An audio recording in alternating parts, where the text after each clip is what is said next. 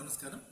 నా పేరు K Srinivachari, SA physical science, ZPHS Chitkul, Chilchetmanda, Jogipet native, Sangareddy జిల్లా. తదుపరి 4వ చిట్కా సి లాంటిదే. ఇది కింద నుండి పైకి తీసుకెళ్తాం. ఇలాంటివి ప్రాక్టీస్ చేయాలి.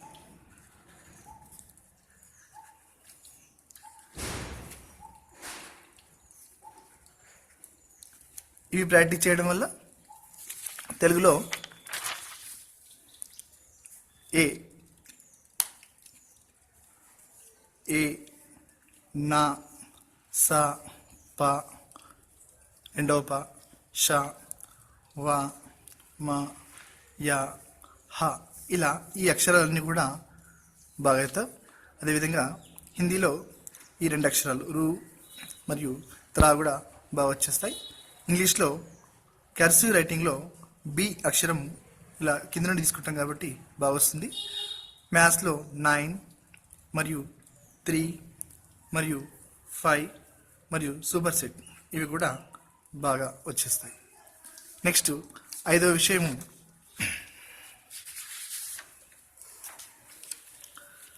తీసుకున్నట్టయితే 5వ విషయము ఇది కూడా సున్నాని పోలి ఉంటుంది.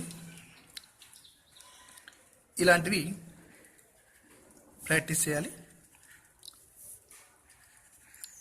ఇలాంటివి ప్రాక్టీస్ చేస్తే ఇలా ఉన్నటువంటి అక్షరాల్లో లా వస్తుంది, తా వస్తుంది, 2 అక్షరాలు మరియు చ ఓ జ బ ట ఇవన్నీ కూడా బాగా వస్తాయి.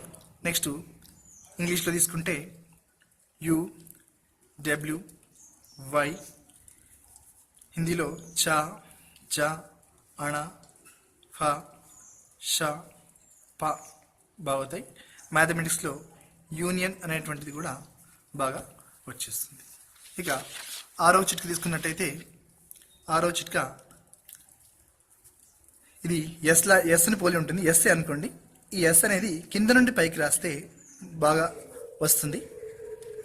ఈ యొక్క ఎస్ను కింద నుండి పైకి ప్రాక్టీస్ చేయాలి. ఇలా ప్రాక్టీస్ చేస్తే ఈ సగభాగము పై భాగంలో ఏ విధంగా అయితే రౌండ్గా వస్తుందో కింది భాగం కూడా అలాగే వస్తుంది. దీనివల్ల మనకు తెలుగులో కా అక్షరం క్ష కూడా బాగుతాయి. ఇంగ్లీష్లో ఎస్ బాగుతుంది.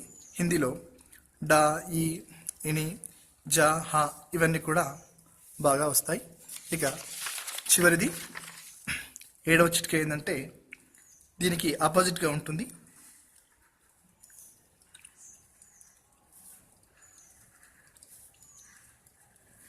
ఇలాంటి చిట్కాను ప్రాక్టీస్ చేయాలి.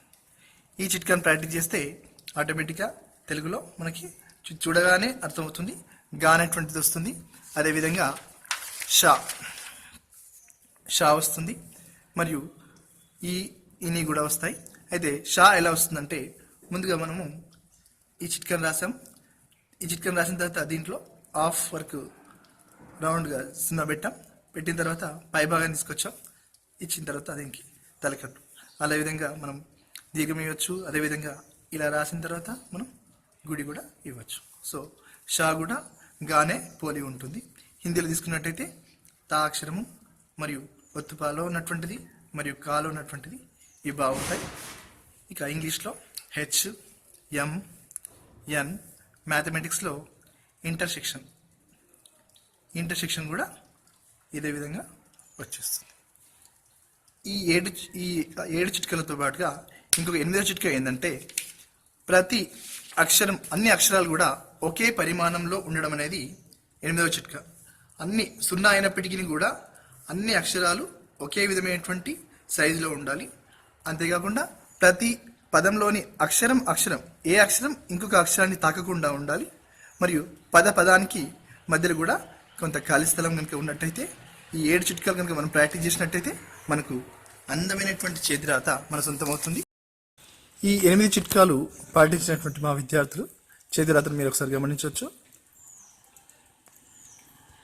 ఈ విద్యార్థులు కేవలం ఒక 10 days లోపలనే ఈ యొక్క రాతను వాళ్ళు నేర్చుకోవడం జరిగింది.